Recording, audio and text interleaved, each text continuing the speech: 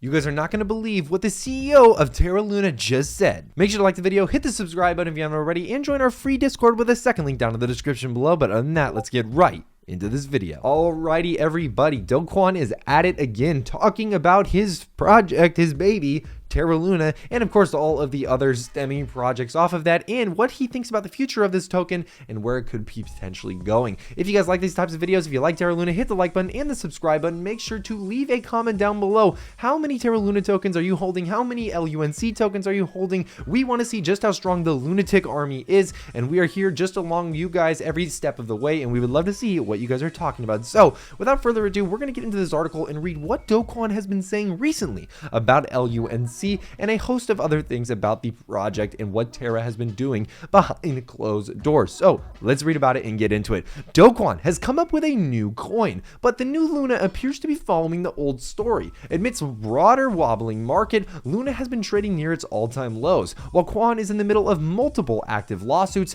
and investigations from the US and South Korea. Some still believe that they're all negative press around him isn't fair. They say that Do Kwon isn't going away. Terraform Labs chief Do Kwon may not have many ardent followers at this point, but there's still a handful of well-wishing associates. One such is Ronald Ansig, who is a vice president at decentralized finance company IntelliBridge Technology. While speaking with the Wall Street Journal, he said this, quote, "I feel bad for Do because of the way his name is being dragged through the mud right now. On Twitter, he can come off as a megalomaniac, but he's not like that in person," end quote. For the uninitiated, Ansig previously interacted with Kwon in business meetings and even served as an ambassador for Terra. He claims that they have lost over 1 million of his personal investments in the crash, but they have not deferred the VP from thinking any less highly of the Terra founder. The crypto community, however, remains divided to some, and Kwon, a 30-year-old graduate student of Stanford University, is seen as a complete trash talker who delights in taunting his critics as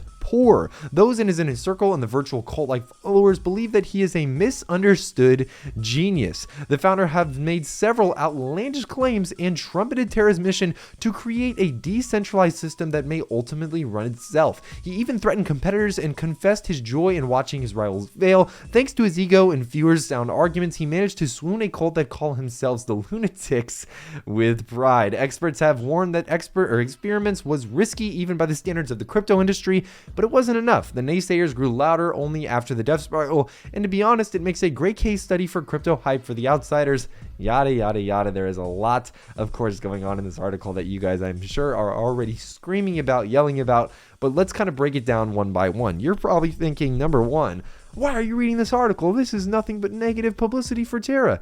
Not necessarily. The reason that we're getting into this, guys, is because it's always important to not live in an echo chamber. You can't only live in one place like the lunatic army sometimes will do, where they will just echo each other's ideas off of each other, and they will only say things that they agree with each other. I think that you need to have nuance. You need to have a new type of approach to these types of arguments more than what has already been said in the marketplace of ideas. One of the kind of nuanced approaches that I have taken with Terra Luna, and this is what I personally believe, is that I love Terra Luna's actual foundation. I love that what they are doing in the future as far as blockchain technology improvements and growth goes.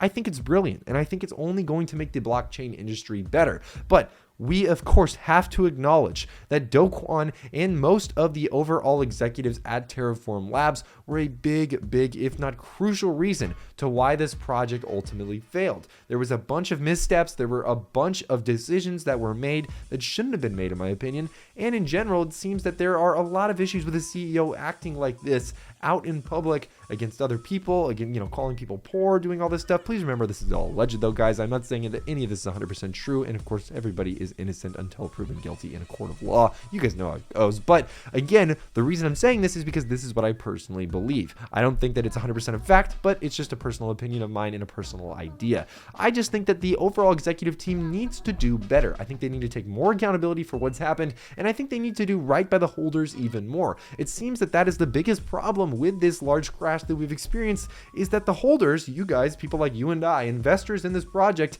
have been left out to dry. We've been left out to dry and just just, we've kind of been screwed over in a sense.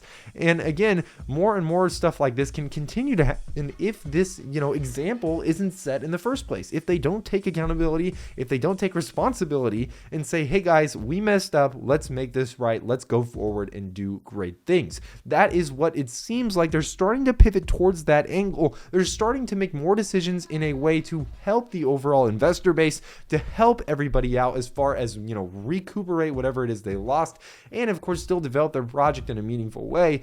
But it's going to take time.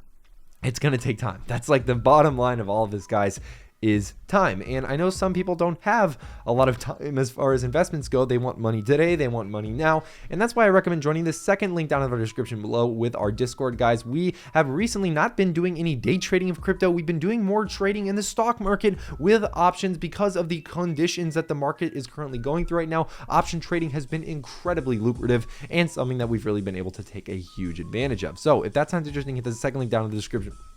Make sure to like the video, hit the subscribe button if you haven't already. But other than that, guys, it's pretty much all I have for you guys today. Let me know in the comments below what you think, but I'm Kyle with Finance Bro. Take it easy.